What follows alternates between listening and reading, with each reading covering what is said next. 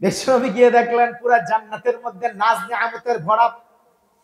জান্নাতীরা এত অলস হবে, গাছ থেকে ফল প্রথম দিকে ছিঁড়ে খাবে, তার কিছুদিন পরে আল্লাহকে বলবে, আল্লাহ ছিঁড়তে পারুম না, গাছকে সামনে আইতে কর।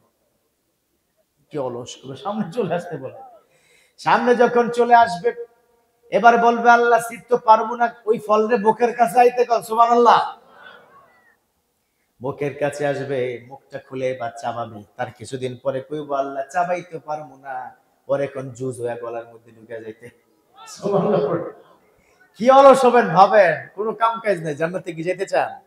কারা কারা চান? হ্যাঁ, তো চুপ করে দেখা। এই দুই বাচ্চা আসলে হাত উঠাবে না কেন জানেন? ওর আম্মা বলছে মাহফিল থেকে সোজা বাসায়। জান্নাতে যাবো আব্বু?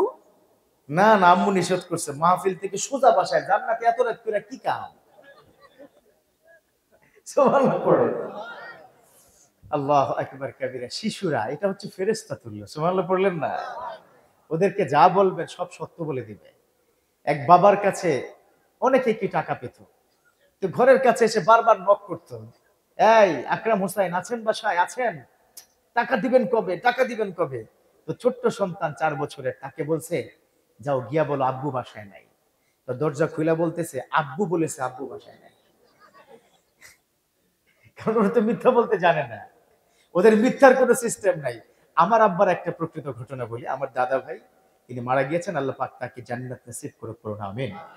তো আব্বাজান আমাদের সামনের পুকুরটা লিজ দিয়েছে এক দাদার কাছে, মানে বাড়ির দাদার কাছে, চাচাতো দাদা। তো তারা সবাই মিলে মাছ ধরতেছে। আব্বার আবার মাছ ধরার ভীষণ শখ ছিল। এটা খুব একটা না, নিজের সামনের পুকুর লিজ দেওয়ার কারণে মাছ ধরতে পারছে না, এটা কিন্তু এক ধরনের পেইন হয় ভিতরে, ঠিক কিনা? হয় না? কোনো মাছ কেউ ধরতে ইচ্ছা করে না আপনাদের? এলাকা আছে নাকি পুকুর খাল আছে না? ভীষণ মাছ ধরি আমরা, মাছ ধরতে পটু। তো যখন মাছ ধরছে আব্বার তো সহ্য হচ্ছে না। তো দাদা ভাইয়ের বয়স ছিল তখন মাত্র 4 বছর।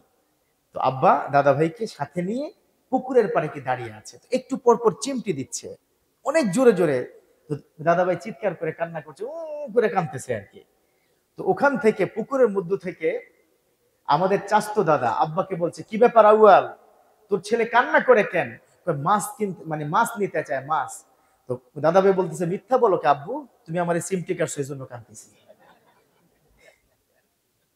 এই জন্য শিশুরা না আসলে সত্য বলে ফেলে। এই জন্য শিশুদের সামনে কখনো মিথ্যা বলা যাবে। শিশুদের সামনে মিথ্যা বলা জঘন্যতম অপরাধ। কারণ ও যখন শিখবে যে আপনি মিথ্যা বলছেন, ও তখন এটা নিজের মধ্যে ঢুকিয়ে নেবে যে মিথ্যাও বলা যায়, ঠিক না?